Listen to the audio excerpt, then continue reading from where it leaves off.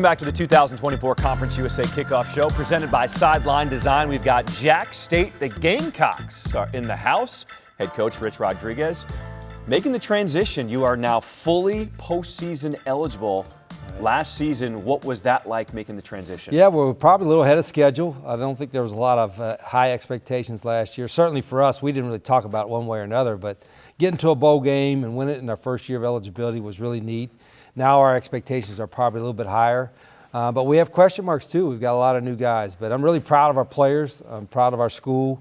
And we always say JAX State, we had a lot of exciting games. We had a bunch of them come down the end, and we say JAX State football is must-watch TV. So if we're on, folks, you got to watch us. That has never happened before. Making the transition from FCS to the FBS and then winning a bowl game in your first year. What did it take to get that done? Well, first it takes a lot of really good players playing really hard, and really proud that they did that. And it also takes kind of a singular focus. You're not worried about, where you're going to be in the rankings or what anybody else is saying. You're just going to practice as hard as you can, play as hard as you can, and believe in what we're doing in our program. And I think from day one, even when we first got there 3 years ago, these two and the rest of the crew that was with them totally bought in to what we were doing and helped us create the kind of culture that we need to have success. Tell me about the fans, because you led Conference USA in average attendance, over 20,000 fans average per game. What is that community like? Yeah, it's pretty neat. I think we're the smallest town in Division I football as far as it has a population-wise. And the percentage that went to games of 20,000, we averaged 20,000, is like 150%. So we're getting a lot of, obviously, people that are there coming, but we also a lot of people that are around the state of Alabama, nearby Georgia that come to the games. And we've got great support. We've got a great band. We've got a great administration. But I think we're in an area that people love football and love watching football. And I like having an entertaining product. I like playing the type of football that's fun to watch. And I think more than anything, our fans can look out on the field. I've always said this. You can watch a team play and see if they're really playing hard. You might not know all the X's and O's and all that kind of stuff, but you can tell if a team is playing hard by watching. And these guys play really hard. You also have a football complex. New, was it $32.8 million invested? And growing, yeah, and 32 and growing. Yeah, we've been in a temporary facility. We've been okay for almost 3 years now, but hopefully within a week we can move into our new facility, which is going to be really nice for our players to have all the kind of things that a Division I team will have. And we're growing in other areas too. Our university is growing at the highest enrollments it's ever had. So JAX State is no longer a little small regional school. We're always going to be a little small because we're in a small town, but we're growing as a university. Our program, we think, is growing. Our athletic department is growing, and it's a fun time to be there. Okay, give me some highlights offensively and defensively, some players coming back and what you look to accomplish Yeah, this season. And I didn't really look at the numbers. I think we lost 11 seniors. It was a small senior class, but all of them were starters. And then we had a few go in the portal, but we got more out of the portal. I think we have 4 or 5 starters maybe, or what we consider guys that were starters that were coming back. But we've got a lot of competition, whether it's from high school guys we signed or some portal guys we brought in. And so I think just looking at it from spring practice and summer workouts, we're probably going to be a deeper team athletically across the board than we have, which we need to be. And so there's really good competition. There's going to be a lot more depth. We like to play a lot of people. Whether it's quarterbacks or not, we like to get a lot of guys. But you got to be good enough to win with. And I think we're going to have more guys that we feel they're good enough to win with this year than in the last 2 years. What are some of the biggest positions where you have the biggest depth and the most competition right now? Oh, good question. I think we have 8 quarterbacks because I got to find 2 that I can count on, and I know there'll be 2 that we can count on, but maybe 3 or 4. So we're deep. We're going to be deep there. At running back was a concern at the end of spring because we only had 2 guys, and now we've got 8 there as well. I think we're going to probably be deeper at quarterback and running back than we've been. Probably going to be deeper at the secondary, at corner, and than we've been in the last couple of years. And so the goal is that we can play more people. But at the same time, we've got to get better as well. We won some close games, but there's also some things that we know we can do better, both coaching-wise and playing-wise. And the good thing about our guys that I appreciate, they want to get better. They love football, and they're very receptive to what we're trying to teach them. So it's going to be a fun year. Okay. Sean Brown, tight end for JAX State. What has this offseason been like for you as you guys try to get better, more competition, more players brought into the fold? So this is my senior year, so it's been a little bit different for me. just trying to, take on more of a form of a leadership role. But it's been great. I've been taking everything in, just knowing it's going to be my last one and just trying to push everybody to be the best they can be right now. With 8 different quarterbacks, what is that like as a tight end, just kind of working and trying to build that chemistry in spring? It's a little different. Every quarterback has a different cadence. They have a different way the ball comes out of their hand, different throwing power. So, but it's nice to be able to get those reps with all the different quarterbacks, just in case something were to happen. Have you seen any of the new facilities yet so far? Only from the outside. Okay. Are you excited to be getting there? What is it, a week now? Yeah, we're hoping a week. We've not let anybody in there. Okay. And so it's been a process, but I'm also really excited and proud of the people that have helped us get that done, and then certainly our players have earned that and deserved that. So I'm excited for the day very soon, hopefully, that they'll be able to move in. Nice.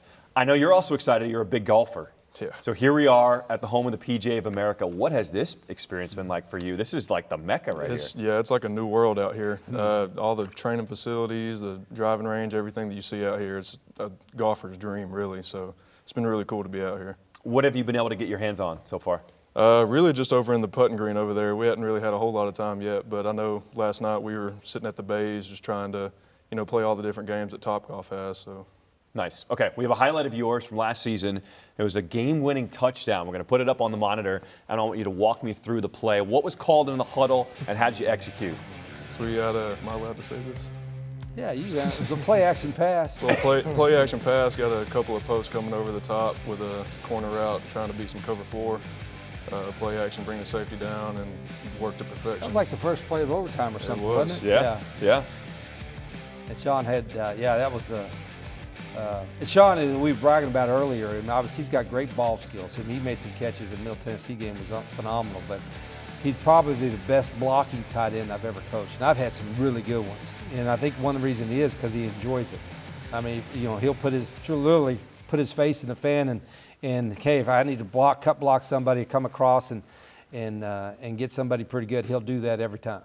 But he's got good hands. You going to give him the ball more? Yeah, he's wanting to get it more. I think he's trying to put some more tight end. He's thinking maybe a tight end screen, maybe some other kind of stuff. He maybe wants a tight end reverse. I'm not going there just yet with a tight end reverse, but it's good to have Sean back. Okay. J-Rock Swain, defensive end. What has this offseason been like for you? It's been very difficult for me because I gained a lot of weight, but I would say we've been working hard, and I've got good instars right now. We playing very fast, like going through like 11 on 11, just playing on air and things like that. But it's been very well, very good. We're getting bigger, stronger, and faster. How much weight have you tried to put on this offseason? I didn't try to put it on. I put on 10 to 15. Okay. Right now I'm pushing. We feed our guys good. He took that literally now. He said, I'm going to eat good, but that J-Rock is just such an explosive player and has got his great technique. I think, and then he wanted to get bigger, obviously, because he could, when you move up, you play against bigger guys. Mm-hmm. But I told him, we just talked the other day, I said, you're strong enough and powerful enough at the weight that you're at that you could still handle himself with some of these big tackles. And so, I think he's been probably maybe one of the most underrated guys on our program the last 3 years. Guys on our team, said, you ask the offensive linemen who they hate pass blocking, it's going to be J-Rock, because not just because of his athletic ability, but because he goes so hard. And so we got plenty of time for J-Rock to lose that little bit extra weight he's got to put on in August camp. You also have a new defensive coordinator. Mm-hmm. What has that experience been like working with Luke Olson? I mean, Coach Richard, I hired him. He come in, we working. It's fun. Just always meet new coaches is fun. But he coming in, like everything he believes in his players already, and we love him. And, it's fun. I understand you want to be a coach in the future. What is it about coaching that you gravitate towards? Really just playing football, coming up playing football since I was 4 or 5. I always wanted to coach and just always lead by example. But I have had a lot of coaches that inspired me to be coach. Like Coach Richard right now, he's showing me a totally different way of like a style of playing the football, playing hard and physical, and that's what I love to do. So like really right now it's pushing. Coach Richard pushing me to want to really be a coach. Yeah, look, and he saw this old school jacket and he's like, that looks pretty rich now. I got to be a coach to be able to kind of get this kind of gear. You know what I mean? Yeah. I'm kind of a fashionista right here. But no, he's both these guys, I think, sometimes coaches will say, well, I'll go towards something else. I want guys to go whatever their passion is. That's what I tell them. Follow your passion professionally, whether it's in athletics or otherwise. And if your passion is in athletics, pursue it because they're going to have great experience doing it. So both these guys, whether they both get into coaching, J-Rock get into coaching, they'll have great careers in it. We got a highlight of yours against Western Kentucky. Let's go to the monitor and check it out. J-Rock Swain, what'd you see here on this play? We talked about this in film. It was a coverage sack. Our DBs played good. Right, I think we might have been in cover 4 or something like that. But as you can tell, it took me a long time to get there. So I got to get that to our DBs. But you see that little dip and rip right there? He's got the body stature to get a nice little dip and rip right off the edge right there. But the biggest part right there is, at the end of a lot of times guys will be happy just to get a sack, right? J-Rock, look at him try to go after the ball.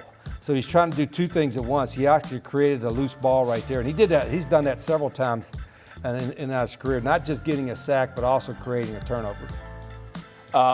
Expectations for this season, and then also special teams. Take us through that. Yeah, I think, we talk a little bit about when beginning of camp about our expectations, what people think. And then after that, we just kind of like, okay, this is what we want to do today. Really don't talk about it much. Now, for, like last year, when we get to bowl eligibility, hey, we got that. Let's get to every game you win after that is you get into a higher bowl and all that. But for us, we want to be better now than we were last year. I expect us to be better, even though we've got a lot of new guys coming back. And there's got to be a lot of things happening. But our expectations is to be a better football team and a better program every year. We're going to have some of the facilities getting built now. We've got some great leadership. The one thing that we've had since the day I got there is great senior leadership. In the first year when we were kind of in no man's land between 1A, 1AA, last year when we were in transition, we had great leadership. This year's senior class is a lot bigger. There's 24 guys. And some of them are one-year seniors that just got there. But they've adapted to our culture, and so our expectation is we won't do anything to sacrifice our culture. With all this crazy stuff going on with NIL and transfer portal, our culture will still be the same it's been since the day we got on campus. And these guys are the ones that help sell that. Love it. Let's talk about your schedule. We're going to put up on the monitor and just walk me through, take me some of the highlights and what you're looking forward to seeing this season. Yeah, well, we'll open up on a Thursday night, must-watch TV, JAX State, Coastal Carolina, a big home opener. Should be a great crowd against a very good Coastal team. Then we go Louisville, get a little money there. Last year at South Carolina, we thought we had the win and the money. We got the money, but we didn't quite. We almost got the win, but we didn't. But Louisville's they're going to be a top 20 team. They got a great coaching staff, really talented. That'll be a great challenge playing Louisville. Then we got Eastern. We go to Eastern. Thankfully, it's Eastern in September, not Eastern in November, because it'll be a little different weather up there in Eastern Michigan. So that's a return date. And then Southern Miss, which is really a neat game. That's at home. And Southern Miss has got a great program. Know a little bit about them from back in the days when I was at Tulane. We played them as a rivalry, so Southern Miss is going to be a really good game. Then Kennesaw's kind of, if you had to pick like one team that would be like a future Conference USA kind of rival game, because the location would be Kennesaw, because they're just up the road from us. They got a great coaching staff. They had battles with JAX State for many years. So we open up our conference. I think that's the first midweek, isn't it? Yeah. Midweek game, and then we go a 5-day window, which is kind of unique. We play in New Mexico State, then Middle Tennessee, who we got a nice road win last year, and won that at the end is there. Liberty, who's probably, I'm sure they're the preseason favorites. Got a great football team coming back, one of the best quarterbacks in the country, great coaching staff. Go down to La Tech, another very athletic team. I think will be better. My buddy Mike McIntyre, FIU. I think our Conference USA is going to be better, top to bottom, than it's been in several years, and it's going to keep getting better because there's some really good staff members, really good coaches, and some really athletic players. You're seeing that because of the transfer portal. You're seeing more good players and more Group of 5 teams than ever before. Okay. Well, now you're fully eligible. We look forward to seeing what JAX State does this season. Rich Rodriguez, Sean Brown, J-Rock Swain. Good luck to you this season in Conference USA. Let's watch TV, JAX State football. All right.